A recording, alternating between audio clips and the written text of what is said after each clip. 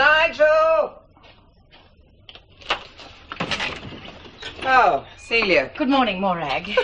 What a surprise. Hardly a pleasant one, though. Am I invited in? Is there any way of stopping you? Oh, really, Morag? Do we have to have this sort of unpleasantness? In spite of your continued cruelty to me, I came round to see if you needed any help cleaning up. I think the least you could do is make an effort to be civil. You came round here hoping to see Nigel and to pick up gossip for your mindless cronies, so can we cut out the holier-than-thou stuff? Oh, Morag... Oh, at times like this, it's the family that matters, no matter what's gone on in the past. If I get one more lecture from you about family matters, I will not be responsible. You know you have a conveniently short memory. It's that sort of stupid sentimentality that got me into this situation in the first place. And how you have the effrontery to come round here after encouraging Ruth's liaison with that lout. Well, it hasn't been proved that Simon broke in. Oh. Well, I happen to think that he's innocent, and so does Alfred. Otherwise, he wouldn't have bailed him out. He what? I just cannot believe you would do something like that. I mean, don't the words family, loyalty mean anything to you? It's a bit rich coming from you. Well, you and Celia are always throwing it in my teeth. Why can't it work both ways? Because I happen to think the young bloke's innocent. Oh, spare me, Alfred. Bailing him out was just a cheap and pathetic trick to try and win Ruth's affection back, and you know it. Yeah, there's a bit of truth in that, I won't deny it. Well, you know what you're doing, don't you? You're just driving them closer together. I mean, even you can see how unsuitable he is. I don't like seeing them together, I won't deny that either.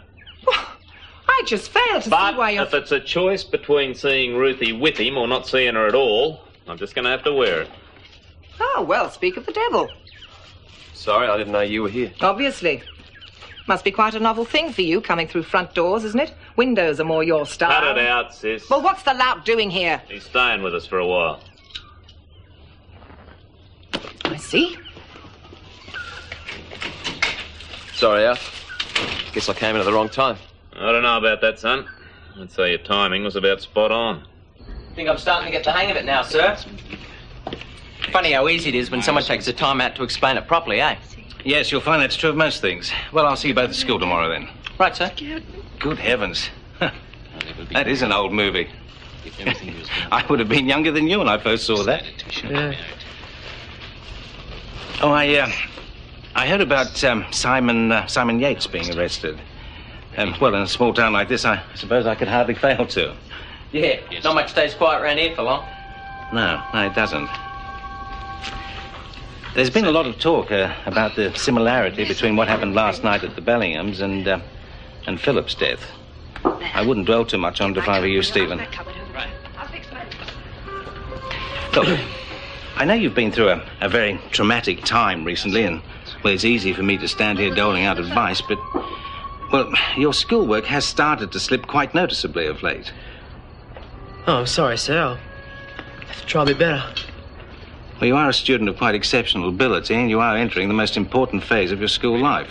I'm quite sure that both your parents and your uncle would have wanted you to make the most of those abilities. Wouldn't you agree? Well, if you should ever feel the need to talk to someone... I'll keep that in mind, sir. Thanks a lot. Yes. Well, I'll see you tomorrow, then. Good night. Night, sir.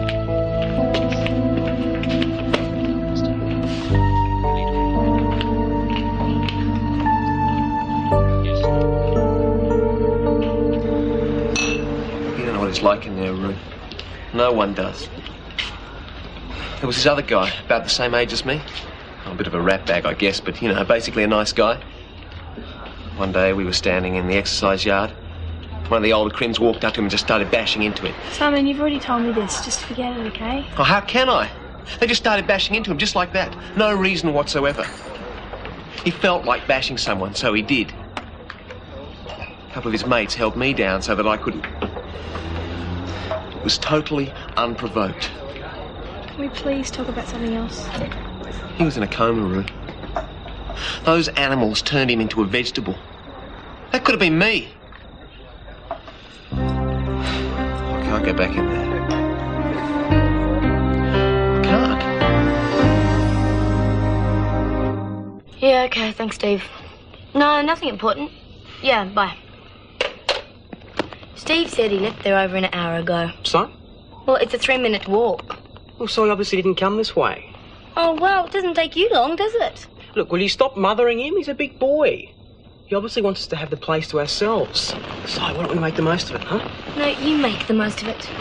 I'm going to the Don to close up, and then I'm going to have a look around and see if I can find him. Bobby, and in the meantime, if he does turn up, give me a call, but don't let on we're worried about him.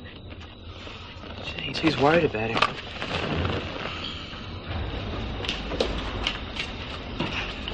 Matt, you can take off. Ah, thanks. See ya. Hi. Hi. Hello. Look, what is the idea of you avoiding me lately? Avoiding you? What gave you that idea? Oh, I don't know. Something to do with the fact that you never seem to be around anymore. Like coming here to eat instead of coming home for dinner. Well, yes, I guess I should have phoned you. I'm sorry. Oh, Don, it's your house. Actually, I think I know why you're doing it. You don't want to cramp our style, right? Well, that's just dumb. Dumb? Yes, D-U-M-B. Look, we didn't move in with you because you've got a big house and a dishwasher. We moved in because we like you.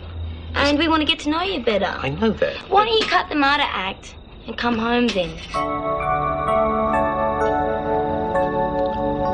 You know, the worst thing about it is deep down I agreed with just about everything Morag said. When I see the two of them together, I just... He's in the kitchen, he'll hear. Yeah, I can't help that arse. I mean, Ruthie's already made a complete mess of her life once, and now she's about to start the same thing all over again. I guess she thinks that it's her life to muck up if she wants to, eh? I've washed the dishes, Elsa. Oh, you didn't have to do that. No problem. Oh, I didn't know where everything went, though. Oh, that's okay. I'll put them away later. Thanks. Yeah, thanks. I know you don't like me very much, Alf. I guess I can't blame you for that. If I had a daughter like Ruth, I don't think I'd be too happy seeing her with somebody from my background. I wish I could go back and change a lot of the things from my past, but it doesn't work like that, unfortunately. I really do care about her a lot, and I'll try very hard not to upset her.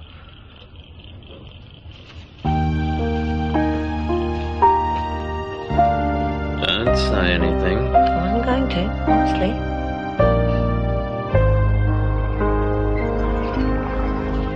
Good morning, dear. How did you sleep? Oh, worrying about it isn't going to help things, Ruth. Oh, no. You'll feel much better after a nice cup of tea. Go and put the jug on and I'll pop outside and get the milk. Oh. What's this? You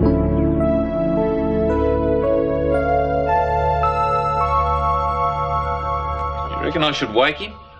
No, let the poor bloke sleep. He probably needs it. I've never slept this late in my life. Everybody's different. I'll be nice to him, Alf. I'm trying, Alf, I'm trying. If it makes you feel any better, I felt pretty bad about what he said last night. Yeah, I know. How long's he going to sleep for, anyway? Dad? What's the matter now? Simon. Yeah, he's having a bit of a lie. He's gone. What? He said he couldn't face the idea of going back to jail. It's all in there. He skipped bail.